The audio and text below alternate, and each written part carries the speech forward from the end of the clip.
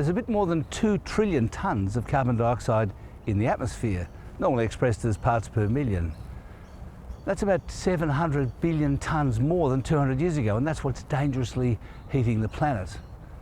And this is roughly what a tonne of carbon dioxide looks like. Now, one way we're dealing with this problem is by paying people to get it out of the atmosphere. And the system for achieving that is by giving them a certificate for every tonne of CO₂ that they're responsible for removing, and they can sell that on the market. These are also called offsets. Right now, you can get $37 for one of those certificates on the Australian market. That transaction is really the basis of Australia's plan to reduce carbon dioxide emissions to 43% of 2005 levels by 2030 and net zero by 2050.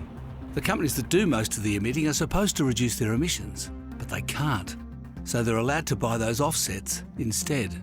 Most of them come from something called human-induced regeneration, which means land management to help native forests regrow and soak up carbon dioxide, as long as they wouldn't have grown anyway. But some researchers at ANU and the University of New South Wales have published the following graph in a paper debunking the whole system.